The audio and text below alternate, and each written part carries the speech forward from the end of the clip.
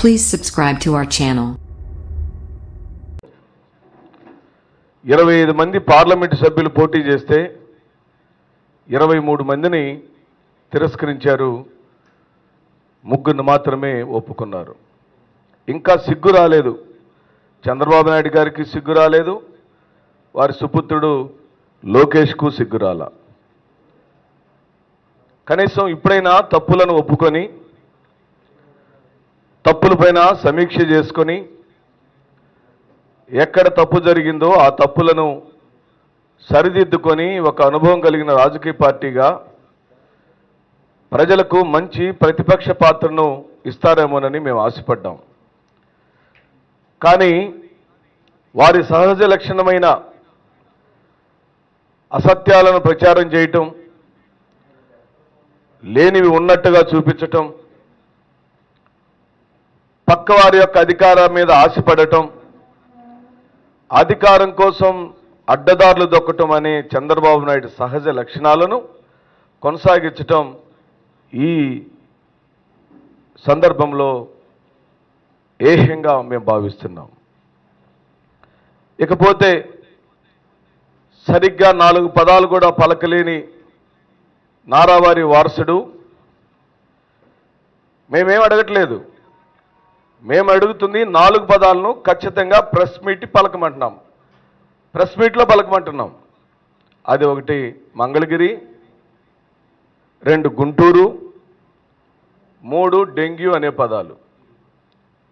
ఈ పదాలను తప్పు లేకుండా నారావారి జాతీయ ప్రధాన కార్యదర్శి ట్విట్టర్లో కాకుండా, ఎవరో రాసిన వాటిని పోస్ట్ చేయటం కాకుండా, కట్టు పేస్ట్ కాకుండా, అవి కూడా ఆయన రాసి ఉండడు, ఎవరో రాస్తారు అవి కట్ చేసి ఇతను పేస్ట్ చేస్తాడు. ఆ విధంగా కాకుండా శ్రీ చంద్రబాబు నాయుడు గారి కడుపును పుట్టిన నారా లోకేష్ 4 పదాలను స్పష్టంగా పలకమని అడుగుతున్నాం. డెంగ్యూ అనే పదాన్ని దయచేసి మీరు పలకమని అడుగుతున్నాం. మంగళగిరి అని నువ్వు పోటీ చేసిన అసెంబ్లీ యొక్క స్థానం యొక్క పేరుని తప్పు లేకుండా పలకమని అడుగుతున్నాం. ఇవేవీ లేకుండా ట్విట్టర్ అనే ఒక సాధనాన్ని అడ్డం పెట్టుకుని పిట్టకోతలకు వస్తున్నాడు పిట్ట మనిషి. విజయసాయి రెడ్డి గారు ఏమడిగారు? వారు ట్విట్టర్లో ఏమడుగుతున్నారు? నువ్వు ప్రెస్ మీట్ చెయ్యు, మా తప్పులు ఏమైనా ఉంటే స్పష్టంగా పలుకు, నువ్వు జాతీయ ప్రధాన కార్యదర్శివి కదా, మీ నాన్నగారికేమో 45 ఏళ్ళు ఇండస్ట్రీ కదా, మీ నాన్నగారి రాజకీయ శిక్షణా తరగతుల్లో నువ్వు బాగా నేర్చుకొని ఉంటావు కదా, ఆ నేర్పరితనాన్ని మొత్తాన్ని నువ్వు ప్రెస్ మీట్ పెట్టి ప్రజలకు వివరించమని చెప్పి అడిగాడు. అది వదిలేసి ఆయన అంటున్నాడు పాములను పుట్టల్లోంచి బయటకు వచ్చినాయట. మేము దీని విషయంలో ఏం డిఫర్ అవ్వట్లా ప్రేమిత్రులారా, ఏం డిఫరెన్స్ లేదు. వైఎస్ఆర్ కాంగ్రెస్ పార్టీ లోకేష్ చెప్పిన ఈ స్టేట్మెంట్తో మేము పూర్తిగా ఏకీభవిస్తున్నాం. వారు 200% కరెక్ట్గా చెప్పారు. పాములు వచ్చిన మాట నిజం, ప్రజలు బుద్ధి చెప్పిన మాట నిజం, 5 సంవత్సరాలు జనాల మీద విలయ తాండవం చేసిన మాట నిజం. అవినీతి కోరల్లో చిక్కుకున్న ఆంధ్ర రాష్ట్ర ప్రజానీకం అల్లల్లాడిపోయింది. ఎటు చూసినా పాములే. జన్మభూమి కమిటీల పేరుతో గ్రామాల్లో వీధుల్లో తిష్ట వేసుకొని కూర్చున్నాయి. కొండ చిలువలు, నల్లతాచులు, కట్ల పాములు. వీటన్నిటికీ ఒక నాయకత్వం వహించే పచ్చ పసిగరల పాము ఒకటి ఉంది. అది మాత్రం తప్పించుకుంది నిన్న, అది ఇంకా వీధుల్లో తిరుగుతుంది. ఈ పాముల్ని ప్రజలు చితక కొట్టారు తల మీదనే. 151 పాములు చంపేశారు. 175 బయటకు వస్తే 23 మాత్రం తప్పించుకున్నాయి వేటిలో. వాటి సంగతి చూస్తారు లోకల్ బాడీ ఎలక్షన్లో. మీరేం డోకా పడాల్సిన అవసరం లేదని. ఈ విధంగా మీకు చెబుతూ 25 మంది ఢిల్లీకి పోవాలని 25 రకాల పాములు వచ్చినాయి. వాటిని 23 మందిని చంపేసిన జనం. ఇది జనం చేసిన సర్ప యాగమని సవినీయంగా మీ మధ్యలో మనం చేస్తున్నాం. ఈ 23 మంది తప్పించుకున్న ఎల్లో స్నేక్స్ నైనా ప్రజలు పసిగడతారు. తప్పనిసరిగా రాబోయే రోజుల్లో సరైన సమాధానం చెప్పబోతున్నారని మీ మధ్యలో చెబుతూ, ఇక చంద్రబాబు నాయుడు గారు అంటున్నాడు, విత్తనాల కొరత గురించి మాట్లాడారు, విద్యుత్ కోతల గురించి మాట్లాడారు. ఈ కోతలు కోసి అబద్ధాలను నిజాలుగా వల్లెవేసి వేసి ప్రజలు చెంపలే పెళ్ళున కొడితే ఇంకా సిగ్గు రాకుండా ఇంకా ఈ అనైతిక రాజకీయాలను ప్రజల మధ్యలో ప్రదర్శించటం ఒక్క చంద్రబాబు నాయుడికే దక్కుతుందని సందర్భంగా చెబుతూ, సరిగ్గా 2.5 లక్షల కోట్ల రూపాయలు అప్పు జరిగింది ప్రియమిత్రులారా. 2,50,00,000 కోట్ల రూపాయలు చంద్రబాబు నాయుడు యొక్క హయాంలో వారి ప్రభుత్వం చేసిన అప్పుల చిట్టా అది.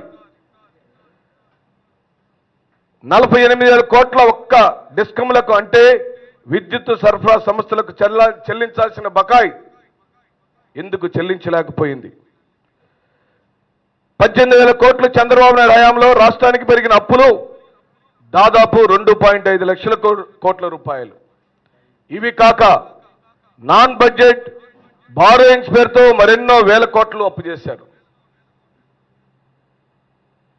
విద్యుత్ బకాయిలు చెల్లించకుండా, చౌకగా వచ్చే విద్యుత్తును కొనకుండా వారికి తాబేదారులైన విద్యుత్ సంస్థలకు ఆయన అప్పనంగా దోచిపెట్టాడు రాష్ట్రం యొక్క ఆదాయం మొత్తాన్ని.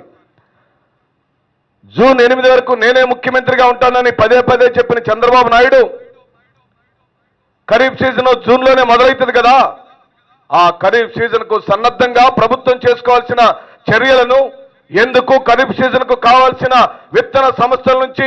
విత్తన సంస్థలకు బకాయిలు చెల్లించలేదని అడుగుతున్నాం. ఈ రోజున విత్తనాల కొరత ఎందుకు ఏర్పడిందని అడుగుతున్నాం. శ్రీ జగన్మోహన్ రెడ్డి గారి యొక్క ప్రభుత్వం ఏర్పడి ఇప్పటికి 40 రోజులైతే 40 రోజుల్లోనే 400 అబద్ధాలు ప్రచారంలోకి తెచ్చావే చంద్రబాబు నాయుడు, నువ్వు ఎంత దుర్మార్గుడు అయ్యా! ఇంత నీచమైన రాజకీయం అయ్యా నీది. నీ నీచ రాజకీయాన్ని, నీ దుర్మార్గాన్ని నీ కొడుకు కూడా వారసుడిగా తీసుకున్నాడయ్యా. ఇద్దరికి సిగ్గు ఎగ్గు లేకుండా మాట్లాడుతున్నారు. మేము అడుగుతున్నాం, ప్రియమిత్రులారా, పాత్రికేయ సోదరులారా, దయచేసి ఆలోచించండి.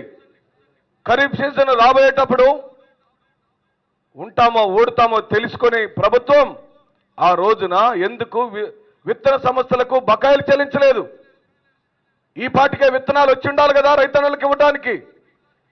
అయినప్పటికీ ప్రియ సోదరులారా, నీతి కలిగిన, న్యాయం కలిగిన, నిజాయితీ కలిగిన, నిఖార్సైన నాయకుడు కాబట్టి వారు చేసిన పాపాలను కడగటం కోసం, వారు చేసిన తప్పులను మేము మోయటం కోసం శ్రీ వైఎస్ జగన్మోహన్ రెడ్డి గారు శత విధాలా ప్రయత్నం చేస్తున్నాడు. ఆ అప్పులను ఏ విధంగా సరిచేయాలో వారి శక్తి కొలది పూర్తిగా దానిలోని ఇన్వాల్వ్ అయి ఉన్నాడని, చౌకగా లభించే చోట కరెంటు కొనకుండా తనకు కావాల్సిన వారి దగ్గర కొనుగోలు చేశారు. ఈరోజు గాలి దుమారాలు లాంటివి వచ్చినప్పుడు ముందస్తుగా కరెంట్ ఆగితే ఆగొచ్చేమో, కానీ కరెంటు ఉత్పత్తుల్లో ఏ మాత్రం తేడా లేదని సవినీయంగా మీ మధ్యలో మనం చేస్తున్నాము. అయినా నాకు ఇంకా అనుమానం ఉంది ప్రియ సోదరులారా. తెలుగుదేశం పార్టీ తొత్తులు, గ్రామాల్లో పని పాట లేని చెత్త వెధవలు ఏమైనా ఫీజులు బీకి కరెంటు నెపాన్ని మా మీద వేయాలని వేస్తున్నారు నేను అనుమానం కూడా ఉందని ఈ సందర్భంగా చెబుతూ, ఈ విత్తన కొరతకు కారణం చంద్రబాబే, విద్యుత్ కోతలకు కారణం చంద్రబాబే, ఏ మాత్రం డోకా లేదు. రాష్ట్ర ఆర్థిక పరిస్థితికి కారణం కూడా చంద్రబాబే. అలాంటి చంద్రబాబు ఓడిపోవడం పాపాలన్నీ కడుగేసుకుంటారని, మారతాడని మేము ఆశించాం. కానీ ఇప్పుడు ఆయన పరిశుద్ధుడిలాగా ఏ తప్పు చేయని మంచివాడిలాగా, ఏ విషయం లేనట్టుగా, ఏ తప్పు జరగనట్టుగా ఈ రోజున పరిశుద్ధ మాటలు మాట్లాడుతున్నాడు. పరిశుద్ధుడు వలె, శ్రీరామచంద్రుడు వలె మాట్లాడుతున్నాడు. మేమేం అడగటం లేదు. తాను శ్రీరామచంద్రుడైతే ఈ విత్తన కొరతలకు సంబంధించి, విద్యుత్ కోతలకు సంబంధించి, డిస్కమ్లకు కట్టాల్సిన అప్పుల గురించి, ఖరీఫ్ సీజన్కు సన్నద్ధం కావాల్సిన విత్తనాల గురించి ఒక్క పత్రికా సమావేశం పెట్టమని అడుగుతున్నాం. ఒకే ఒక్క పత్రికా సమావేశం పెట్టమనండి, నిజాయితీగా చెప్పమనండి. ఇది రైతులకు చేసిన ద్రోహం. రైతుల పాపం ఊరికే పోలే. అందుకే నీకు 23 మంది ఎమ్మెల్యేలతో సరిపెట్టారు ప్రజానీకం. ప్రియమిత్రులారా, మీరు గమనించండి. గిట్టుబాటు ధరలు లేవు, మంచినీళ్లు లేవు. చంద్రబాబు నాయుడు దిగిపోయే రోజుకి పూర్తిగా రైతన్నలు గిట్టుబాటు ధర లేక అల్లల్లాడిపోతుంటే ఈ రోజున మేము సగర్వంగా ప్రకటిస్తున్నాం. శ్రీ వైఎస్ జగన్మోహన్ రెడ్డి గారు శనగ రైతులకు 1500 రూపాయలు ఇచ్చారు. ఈ రోజున మా నియోజకవర్గంలో సంతనూతరపాడులో, నాగులపులపాడు మండలంలో అత్యధికంగా శనగలు పండించే రైతులు ఉన్నారు. ఆ రైతులందరూ నిన్న పాలాభిషేకం చేశారని సగర్వంగా ప్రకటిస్తున్నాం. 4 సంవత్సరాల దౌర్భాగ్యం, దుర్భిక్షం రైతన్నలను వెంటాడితే ఈ రోజున కొంత ఊపిరి పీల్చుకుంటున్నారని సవినయంగా మీ మధ్యలో చెబుతూ, నవరత్నాలను ఇప్పటికే అమలుపరిచే కార్యక్రమం జరుగుతుంది. నవరత్నాల రూపంలో ప్రజలకు చేయాల్సిన ప్రతి మేళ్లను శ్రీ వైఎస్ జగన్మోహన్ రెడ్డి గారు సంపూర్ణంగా చేస్తున్నారని గర్వంగా చెప్పుకుంటున్నాం. 5 సంతకాలు పెట్టి 5టిని సంతకతో చేసిన చంద్రబాబు నాయుడు మేనిఫెస్టోకు సెక్రటేరియట్లో తన కళ్ళెదుటే మేనిఫెస్టో పెట్టుకొని అమలు పరుస్తున్న జగన్మోహన్ రెడ్డి గారికి సంబంధమే లేదని సవినయంగా మనం చేస్తున్నాం. నువ్వేమో 650 హామీలు ఇచ్చావు. ఒక పెద్ద బుక్లెట్ని ప్రచురింపజేసి దాన్ని జనాల్ని నమ్మించే కార్యక్రమం చేసి దారుణంగా మోసం చేశావు. మేము అడుగుతున్నాం, ఈ రోజున గత నీ మేనిఫెస్టోలో 5,000 కోట్ల రూపాయల ధరల స్థిరీకరణ నిధి నువ్వు పెడతానన్న మాట నిజమా కాదా? ఆ ధరల స్థిరీకరణ నిధి నిజంగానే నువ్వు పెట్టుంటే ఈ రోజున వెనకబడిన ఆ రైతులకు నువ్వు గిట్టుబాటు ధరలు అందించుండేవాడివి. ఇంకా సుబాబులు, జామాయిలు తోటలకు సంబంధించిన రైతాంగం నువ్వు చేసిన పాపాలు, నీ మంత్రులు చేసిన పాపాలు, పత్తిపాటి పుల్లారావు, దేవినేని ఉమా ఇద్దరు కలిసి పేపర్ మిల్లులు పెడతామని అక్కడ పండించిన సుబాబులు, జామాయిలు తోటలకు గిట్టుబాటు ధర రానికుండా అడ్డుకొని వాళ్లకు సంబంధించిన కంపెనీలకు ఒక బ్రోకర్లతో రైతన్నల యొక్క నడ్డిని విరిచారు. ఇది దారుణమైన మోసం. ఈ మోసాన్ని వెలికి తీస్తాం రాబోయే అసెంబ్లీలలో ఆ సమావేశాల్లో అని చెబుతూ, అధికారంలోకి వచ్చిన 2 వారాల్లోనే ఇటు రైతన్నలకు కానీ, అటు బడి పిల్లలకు కానీ, ఉద్యోగస్తులకు కానీ, భిన్న సామాజిక వర్గాలకు కానీ సమానమైన సామాజిక న్యాయం. ప్రియమిత్రులారా, మీరే దయచేసి గమనించండి. పాత్రికేయ మిత్రులు దయచేసి హృదయంతో చూడండి. ఆశా వర్కర్లకు 10,000 రూపాయల భృతి, అంగన్వాడీ టీచర్లకు జీతాల పెంపు, అంగన్వాడీ స్కూళ్లలో వంట టీచర్లకు జీతాల పెంపు, రైతన్నలకు సంబంధించిన రైతు భరోసా పథకం 12,500 రూపాయలు ఆగస్టు 15వ తారీఖు. ఈ రోజున గ్రామాల్లోకి వెళితే, నిన్న వైఎస్ఆర్ జయంతి పేరుతో మేము గ్రామాల్లోకి వెళ్తే పూలతో, తపాసులతో బ్రహ్మరథం పడుతూ మమ్మల్ని జయజయలు పలికారు. అమ్మఒడి పథకాన్ని సృష్టికర్త అయిన శ్రీ వైఎస్ జగన్మోహన్ రెడ్డి గారిని, అలనాడు గాంధీ మహాత్ముడు, అంబేద్కర్ మహాశయుడు చెప్పిన సామాజిక న్యాయాన్ని, అందరికీ చదువు అనే విషయాన్ని, సంపూర్ణ అక్షరాస్యతను తీసుకురావడంలో సామాజిక విప్లవం తెచ్చాడని శ్రీ వైఎస్ జగన్మోహన్ రెడ్డి గారిని కొనియాడుతుంది ఆంధ్ర రాష్ట్ర ప్రజానీకం. ఆ అమ్మఒడి పథకం యొక్క స్ఫూర్తి ఏమిటో తెలుసా ప్రియమిత్రులారా? పల్లెల్లో, గ్రామాల్లో, దళిత వాడల్లో కాయా కష్టం చేసుకునే తల్లిదండ్రులు వాళ్ళ బిడ్డలను చదివించుకోలేక చదివించడానికి ఆర్థిక స్తోమత లేక, చదువు మీద అవగాహన లేక కూలి పనికి తీసుకెళ్తున్నారన్న నగ్న సత్యాన్ని తెలుసుకున్న గౌరవ ముఖ్యమంత్రి శ్రీ వైఎస్ జగన్మోహన్ రెడ్డి గారు ఆ పిల్లలకు చదువు చెప్పించాలని ఒక గొప్ప సంకల్పాన్ని పూనారు. ఎక్కడా ప్రభుత్వ పాఠశాలలో డ్రాప్ అవుట్స్ లేకుండా చూశాడు. అందుకే ఒక వినూత్నమైన పథకం అమ్మఒడి. స్కూళ్ళల్లో అడ్మిషన్ పొందిన ప్రతి పేద పిల్లలకు వాళ్ళ తల్లి యొక్క అకౌంట్లో రాబోయే జనవరి 26 రిపబ్లిక్ డే రోజున 15,000 రూపాయలు ప్రతి పిల్లవాడి యొక్క అకౌంట్లో వేయబోతున్నాడు. అమ్మఒడి పథకం, రైతు భరోసా పథకం, ఆశా వర్కర్లకు ఉద్యోగ జీతాల పెంపు. ప్రియ మిత్రులారా, పారిశుద్ధ కార్మికులు నెత్తి నోరు కొట్టుకున్నారు. చంద్రబాబు నాయుడు హయాంలో మా జీతాలు పెంచండి, బయటేమో రేట్లన్నీ పెరిగిపోయినాయి, మా జీతాలు సరిపోవట్లేదు, మేము చేసేది చాలా కష్టమైన పని అని వారు అడిగితే వారి మాటలన్నింటినీ గాలికి వదిలేశాడు చంద్రబాబు నాయుడు. కానీ మేం చెబుతున్నాం ఈ రోజున ఈ సగర్వంగా వైఎస్ఆర్ కాంగ్రెస్ పార్టీ రాష్ట్ర కార్యాలయంలో నుండి శ్రీ వైఎస్ జగన్మోహన్ రెడ్డి గారు ఈ రాష్ట్రాన్ని మనసుతో పరిపాలిస్తున్నాడు. పోయిన ముఖ్యమంత్రి చంద్రబాబు నాయుడు బుర్రతో పరిపాలించాడు.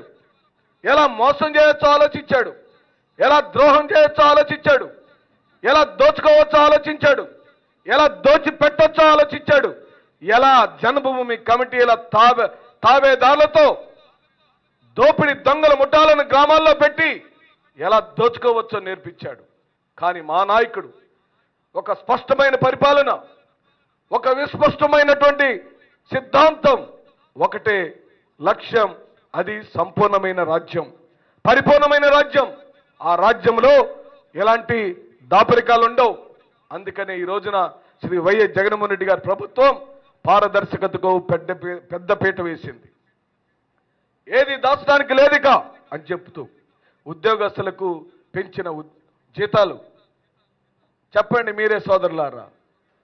మీ కళ్ళ ముందే జరుగుతున్న ఈ నగ్న సత్యాలు. ఉద్యోగస్తులకు జీతాలు పెరిగినాయా లేదా?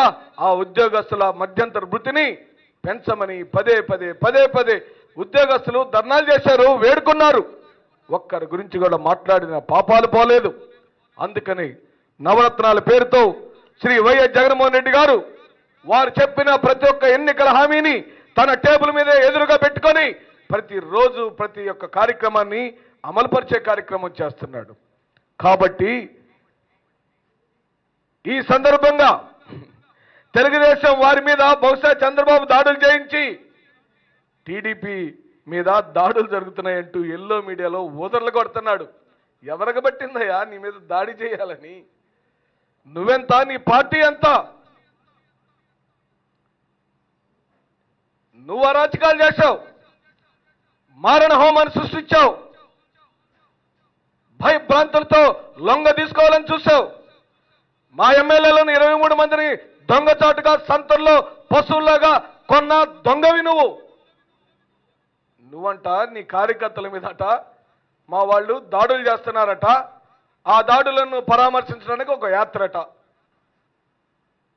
శ్రీ జగన్మోహన్ రెడ్డి గారు ఇంప్లిమెంట్ చేస్తున్న నవరత్నాల పథకాల యొక్క పరంపరలో నీ పార్టీ ఎక్కడ కొట్టుకుపోతుందో అని నీకు భయం.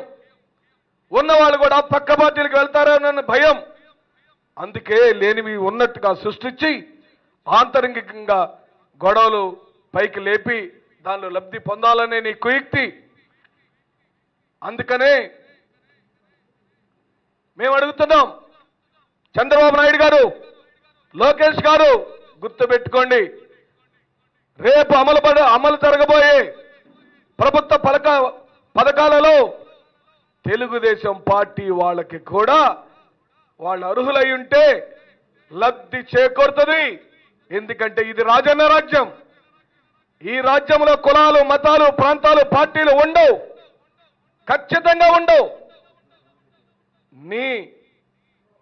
నీ పార్టీకి, నీ పార్టీ మూలం కులం, మతం, ప్రాంతం, వర్గం విభేదాల మీద నీ పార్టీ నిర్మాణాలు చేసిన నువ్వు అలాంటి బుద్ధులే, అలాంటి మనస్తత్వమే పక్కల వాళ్ళకి ఉంటాయని నువ్వు అనుకుంటున్నావు. కానీ ఈ రోజున వైఎస్ఆర్ కాంగ్రెస్ పార్టీ రాష్ట్ర కార్యాలయంలో నుండి రాష్ట్ర జనాలకు పాత్రికేయ మిత్రుల ద్వారా మీ అందరి ద్వారా ఒకటే ఒక్క సమాచారం. ఇది అందరి రాజ్యం. ఇది వైఎస్ జగన్మోహన్ రెడ్డి గారి ప్రభుత్వం. ఈ ప్రభుత్వంలో సమానమైన న్యాయం, సామాజిక న్యాయం, పరిపూర్ణమైన న్యాయం, వెనుకబడిన వర్గాలకు, దళితులకు, మైనార్టీలకు, బలహీన వర్గాలకు సంపూర్ణమైన న్యాయం జరగబోతుందని గ్రహించాడు. కాబట్టే చంద్రబాబు నాయుడు గగ్గోలు పెడుతున్నాడు, భయపడిపోతున్నాడు. ఏ మాత్రం డోకా లేదు. శ్రీ వైఎస్ జగన్మోహన్ రెడ్డి గారు అర్హులైన తెలుగుదేశం పార్టీ కార్యకర్తలకు కూడా, తెలుగుదేశం పార్టీ ఓటర్స్కు కూడా, నిన్న మాకు వాళ్ళు ఓటేసినా వేయకపోయినా ఈ సమాజంలో అట్టడుగు వర్గాల్లో ఉన్న వాళ్ళందరికీ, అర్హులైన ప్రతి ఒక్కరికను ప్రభుత్వ పథకాలను చేరవేసే పని మా ప్రభుత్వ వాలంటీర్లు తీసుకోబోతున్నారని సవినయంగా మనం చేస్తూ, ఎందుకో తెలుసా అన్న, మాది రాజన్న రాజ్యం. వైఎస్ రాజశేఖర రెడ్డి గారి యొక్క స్ఫూర్తితో, వైఎస్ రాజశేఖర రెడ్డి గారు ఇచ్చిన సామాజిక బలంతో ఈ పార్టీ ఏర్పడింది. మా పునాదే వైఎస్ఆర్, మా సిద్ధాంతం వైఎస్ఆర్, మా పోకడలన్నీ వైఎస్ఆర్వే, మా నడవడికలన్నీ వైఎస్ఆర్వే. రేపు ప్రభుత్వ పథకాల అమలులో స్పష్టంగా వైఎస్ఆర్ కనపడతాడని ఎందుకో తెలుసా ప్రియమిత్రులారా? అలనాడు వైఎస్ఆర్ పరిపాలించినప్పుడు అర్హత కలిగిన ప్రతి ఒక్కరికి ఇళ్ళు వచ్చినాయి, అర్హత కలిగిన ప్రతి ఒక్కరికి పెన్షన్లు వచ్చినాయి, అర్హత కలిగిన ప్రతి ఒక్కరికి లోన్లు వచ్చినాయి. తెలుగుదేశం పార్టీ ఇళ్ల ముందు కూడా సిమెంట్ రోడ్లు వేసిన ఘన చరిత్ర అలనాడు వైఎస్ రాజశేఖర రెడ్డి గారిది. ఇప్పుడు జగన్మోహన్ రెడ్డి గారి హయాంలో అలాంటి సుపరిపాలన అలాగనే జరగబోతుందని సవినయంగా మనవి చేస్తూ, చివరిగా మళ్ళీ మీ ద్వారా నేను నారా లోకేష్ని, బాబు లోకేష్ బాబు, మంగళగిరి అని పలుకు నాయన, డెంగ్యూ అని పలుకు, గుంటూరు అని పలుకు. దయచేసి తెలుగు పదాలను పది పదాలు పలుకు నాయన. మీడియా మీట్ పెట్టు, ప్రెస్ మీట్ చెయ్యు, పాత్రికేయ మిత్రులు అడిగే ప్రశ్నలకు సమాధానాలు చెప్పు. మంగళగిరి మంగళగిరి మంగళగిరి మంగళగిరి అని 4 సార్లు చెప్పు. డెంగ్యూ డెంగ్యూ డెంగ్యూ డెంగ్యూ అని 5 సార్లు చెప్పు. గుంటూరు గుంటూరు గుంటూరు గుంటూరు అని 5 సార్లు చెప్పు. సభాష్ అంటాం. నువ్వు నారా చంద్రబాబు నాయుడని కొడుకువని, సుపుత్రుడు అని, తెలుగుదేశం పార్టీని నడపబోయే రాజకీయ వారసుడు అని మేము ఒప్పుకుంటామని చెబుతూ సెలవు తీసుకుంటున్నాను. నమస్తే.